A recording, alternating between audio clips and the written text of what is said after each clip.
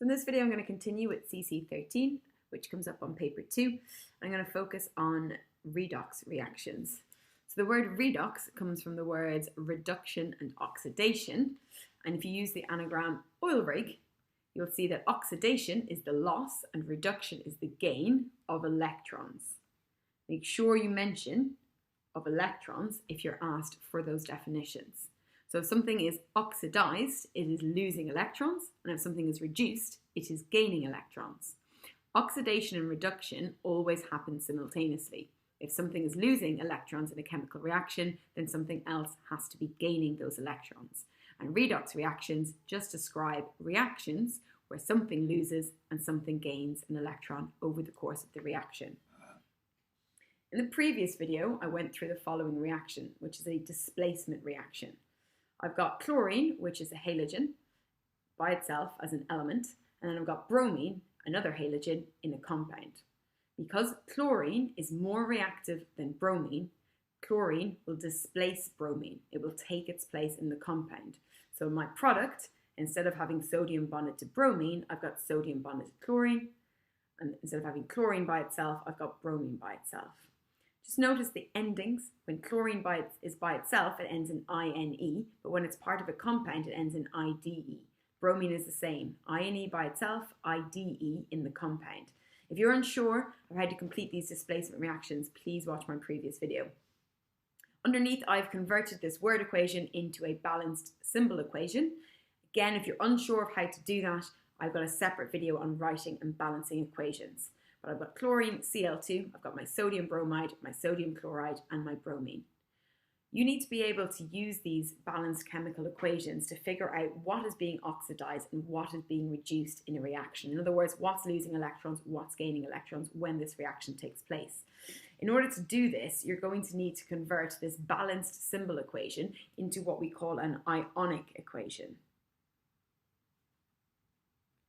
To write an Ionic equation, the first thing I always do is just go through the chemical reaction and see what I've got that's ionic and what I've got that's covalent. So the first thing I come to is Cl2. You've got two chlorine atoms bonded together. Chlorine is a non-metal and two non-metals is a covalent molecule. So I'm going to put a C over Cl2 to tell me it's covalent. The next thing I come to is sodium bromide. Sodium's a metal, bromine's a non-metal. This is an ionic compound. The next one, I've got sodium, which is a metal, chlorine, which is a non-metal. Again, that's ionic. And then at the end, I've got two bromine atoms. Bromine is a non-metal, and two non-metals bonded together is going to be covalent. The reason I do this at the start is because when I'm writing the Ionic equation, I need to split everything up into ions. But a covalent molecule does not contain ions, it contains atoms. So when I'm writing the Ionic equation for Cl2, which doesn't contain any ions, I just write it exactly the same underneath. It's still just Cl2, it doesn't have any ions for you to split it up into. However, when I get to my ionic compound, which does contain ions, I need to write down the formula of the two ions that are in sodium bromide. Because they are ions, they should contain a charge. Sodium is in group 1. Every time it reacts, it loses one electron and always forms an ion with a +1 charge. Bromine is in group 7.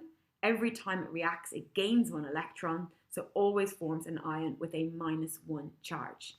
When I'm writing this below, instead of writing it as sodium bromide together as a compound, I'm going to split sodium bromide into the two ions it contains. It contains sodium ions that have a positive charge, and it contains bromine ions that have a negative charge. You don't need to include the ones, okay? And because I've got two sodium bromide, I'm going to split it up and I'm going to get two sodium ions and I'm going to get two bromide ions. On the other side, I've got sodium chloride. Again, this is an ionic compound. It contains ions. I've got sodium. It's in group 1. It loses one electron. It forms an ion with a +1 charge. And I've got chlorine. Again, it's in group 7. It gains one electron. It always forms an ion with a -1 charge. Because I've got two sodium chloride, I'm going to split that up into two sodium ions and two chloride ions. At the end of my equation, I've got bromine, Br2. It's covalent. It's got atoms. It doesn't have ions, so I write it exactly the same underneath. In this equation, there is one thing that's the exact same on the left and the right. If I look at sodium, you've got 2Na plus 1 on the left, 2Na plus 1 on the right. Because they're exactly the same, I can cross them out and I can rewrite that equation again underneath without those sodiums. So Cl2, 2Br minus goes to 2Cl minus plus Br2. And that is an ionic equation. Later, we're going to use this ionic equation to figure out what's being oxidized and what's being reduced. But for now, we're just going to do another example of writing ionic equations. So I've taken another reaction similar to the one I've got above. It's a displacement reaction using halogens. I'm going to do the exact same thing again. So I'm going to look at Cl2 first and ask myself if it's ionic or covalent. I've got two non-metal atoms. It's going to be covalent. Potassium iodide, a metal and a non-metal, that's going to be ionic. Potassium chloride, metal and non-metal, ionic. And iodine, I2, two non-metal atoms, that's going to be covalent. Because Cl2 is covalent, it doesn't contain ions, so I write it down underneath exactly the same, Cl2. Potassium iodide is ionic, it does contain ions. Potassium's in group 1, it will always lose one electron when it reacts and will form an ion with a +1 charge. Iodine is in group 7, it always gains one electron when it reacts and forms an ion with a -1 charge. Again, I've got 2 in my balanced equation, so I'm going to have 2 potassium ions and 2 iodide ions. On the other side of my equation, again, I've got an ionic compound. Potassium's in group 1, it will form an ion with a +1 charge. Chlorine's in group 7, it will form an ion with a -1 charge, and I've got 2 of each of them. At the end of the equation, I've got I2, it's covalent, it doesn't contain ions, so I write it exactly the same below. I've got one thing that will cancel, my potassium ions, so I cross them out and I rewrite it underneath as Cl2 plus 2I minus goes to 2Cl minus plus I2. And that is my ionic equation. Again, those ones are not needed in on your charges. Have a go at writing ionic equations for yourself. So I've given you 2 balanced symbol equations. I need you to convert both of these into ionic equations, doing the exact same thing that I did above. Press pause on this video, turn these symbol equations, balanced symbol equations into ionic equations, and then press play when you are ready to see the answers. Apologies, I just realised I wrote this wrong. I wrote bromine there instead of iodine, so it should look like this instead. This is your balanced symbol equation.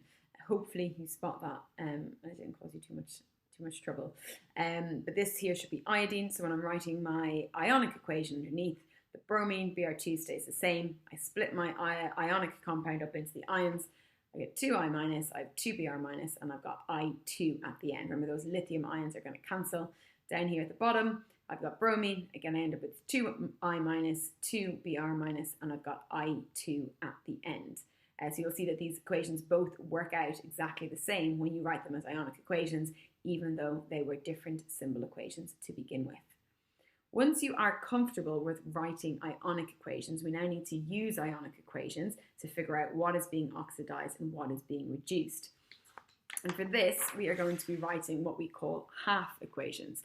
So I've written one of those ionic equations here on a fresh page. And I'm going to use this equation, as I said, to figure out what's being oxidized and what's being reduced. So the first thing I'm going to do is I'm going to go through it and I'm going to assign the relevant charges. So I've got chlorine here, Cl2. It's 2 chlorine atoms bonded together. Atoms don't have a charge. So when chlorine is in this form, Cl2, it has got no charge.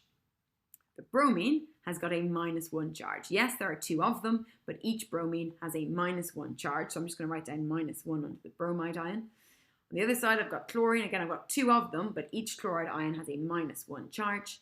And then at the end, I've got bromine, Br2. Again, it's an element. I've got 2 atoms bonded together. It's covalent. There are no ions. There is no charge. It's just going to be 0. If I look at the charges I've just assigned, you need to remember that if something's got a -1 charge, that -1 means it has gained an electron. On the other side, I've got chlorine with a -1 charge, telling me that it's gained an electron. When you're asked to write a half equation from an ionic equation, you're only going to pick one element at a time. So in my ionic equation, I've got chlorine and bromine, but when I write a half equation, I'm just going to pick one of them. And the first one I'm going to do is chlorine. So I'm going to rewrite this equation, but I'm only going to include chlorine. I'm going to ignore the bromine. I'm going to write my chlorine, Cl2, exactly as it is on the left-hand side. And then on the right-hand side, I'm going to write my 2Cl minus. I'm going to ignore the bromine completely, and I'm just going to have the chlorine. And what I need to see is, in terms of electrons, what's actually happening to chlorine here. And on the left-hand side, I've written that chlorine has no charge at all. But on the right-hand side, chlorine has a -1 charge. That -1 means that chlorine has gained an electron. Over the course of this reaction, chlorine gains an electron, so it ends up with a -1 charge. Because it's gaining an electron, I'm going to write down plus and an electron. That's the little symbol for electron. However, at the moment, my equation is not balanced. I have got 2 chlorine atoms on the left. They each need to gain 1 electron so that you can form 2 chloride ions on the right. Therefore, if I've got 2 chlorine atoms that each need to gain an electron, I need 2 electrons in total to form the 2Cl minus.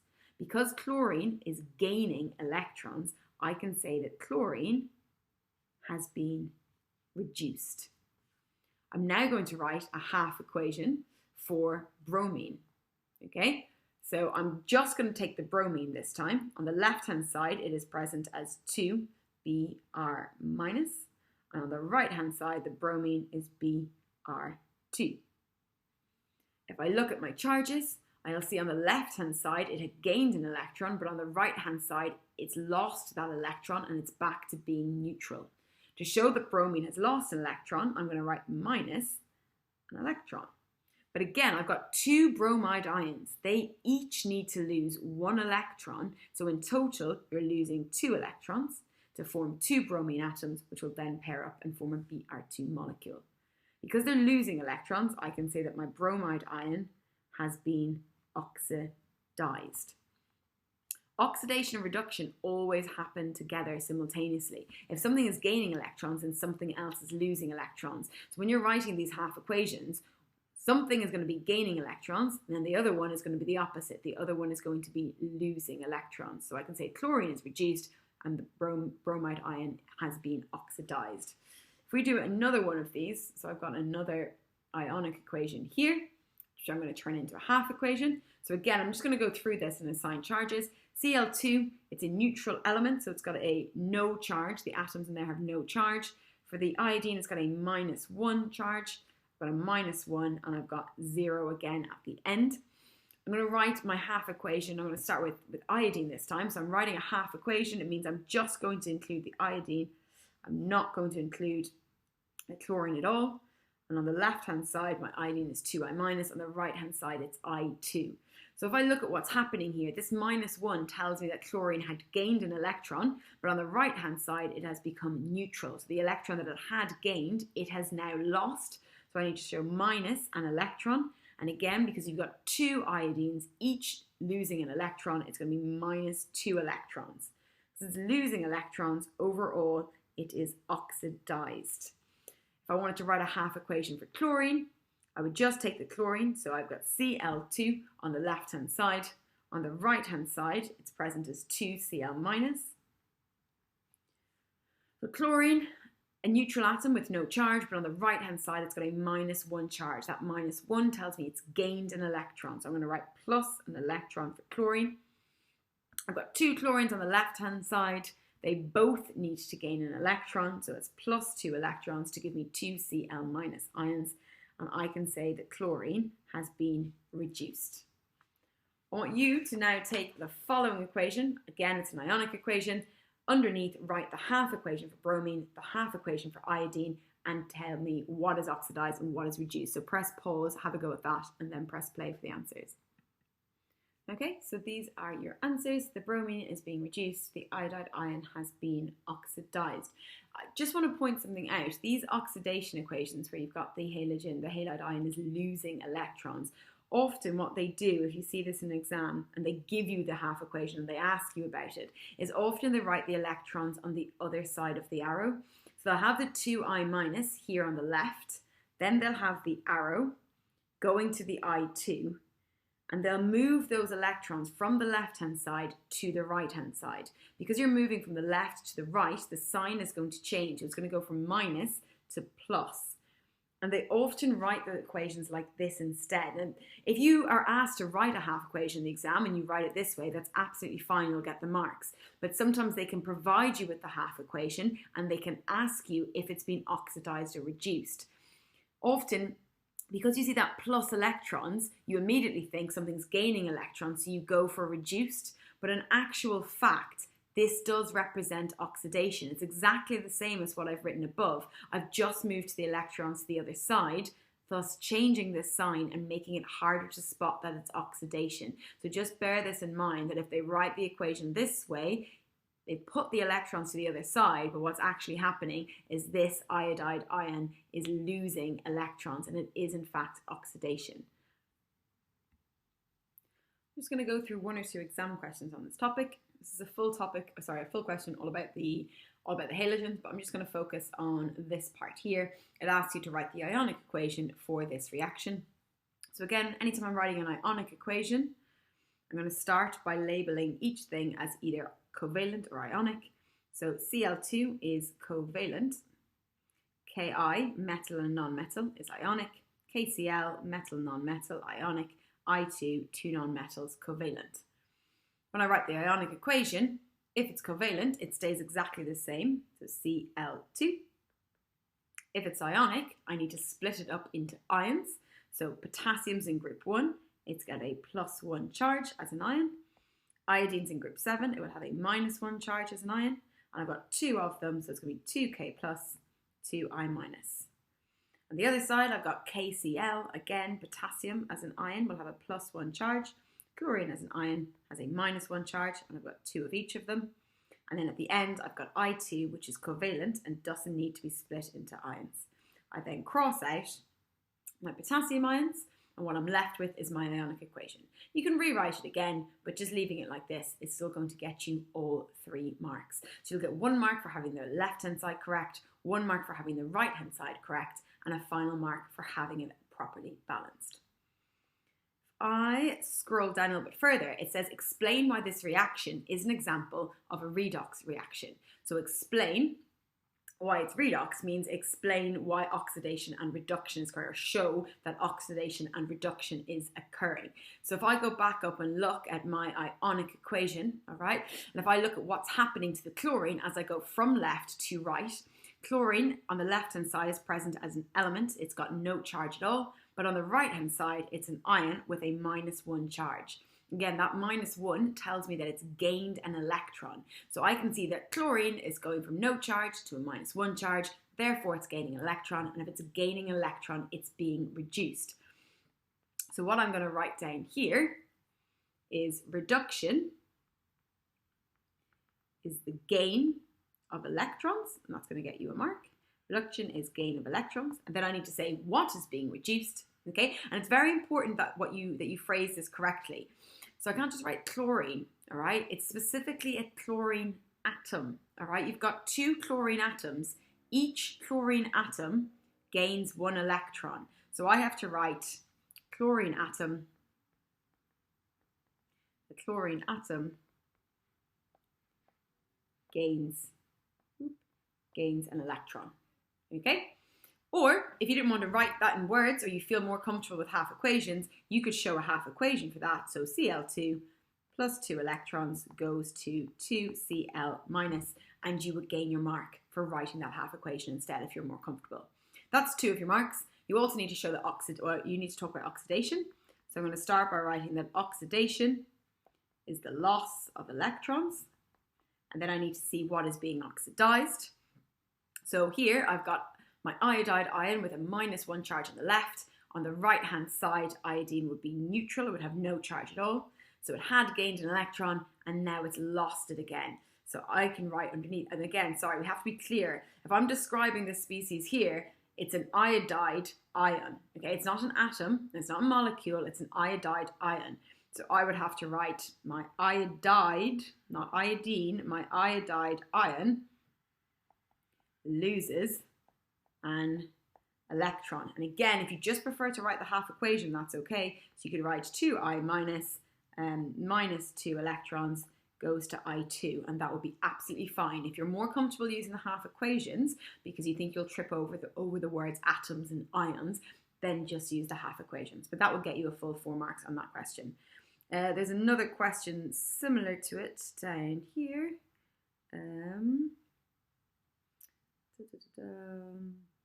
Yeah, here it is at the end. They've given you, and they've asked you to explain in terms of reactions why this is a redox reaction. Now, in this case, they haven't asked you for the ionic equation. So in the above question, you got 3 marks for the ionic equation and then 4 marks for explaining it was redox. They haven't asked you for the ionic equation here. I would still write it. I think it makes it much easier to see what's being oxidized and reduced once you've written your ionic equation. So I would start by writing my ionic equation, but you're not actually going to get marks for just writing your ionic equation. You need to then use it to show what's being oxidized and reduced. So when you write your ionic equation and you cross out your sodium ions, this is what you're going to be left with. I can now use this ionic equation to see what is being oxidized and what is being reduced. Again, I'm going to start off by just defining those terms. So I'm going to say reduction is the gain of electrons. Then I need to see what's actually gaining electrons, and I can see that chlorine on the left-hand side is neutral, but on the right-hand side has a -1 charge. Therefore, your chlorine is gaining electrons. And again, be clear on what's gaining electrons. It's a chlorine atom. Chlorine atom gains an electron, so it's being reduced. And then how is oxidation occurring? I say oxidation is the loss of electrons. I need to pick out what's being oxidized. I've got my I minus with a negative charge, meaning it's gained an electron, and on the right hand side iodine has no charge at all, so it's lost that electron. But again, I need to specifically say that it's the iodide ion. Iodide ion loses an electron. Okay, so you say what oxidation and reduction are, and then you pick out what is being oxidized and what is being reduced, being very specific with your terminology. Again, if you prefer to just write the half equation so you don't trip over the words atoms or ions, then you can write the half equation. You'll get your marks just the same. So that is how you would answer those questions. And as you can see, they are worth a lot of marks. 3 marks for being able to write an ionic equation, 4 marks for being able to explain why it's redox, and often they can just give you 2-mark questions where they ask you to write the individual half equations. So there's quite a lot of marks on offer for being able to do these reactions.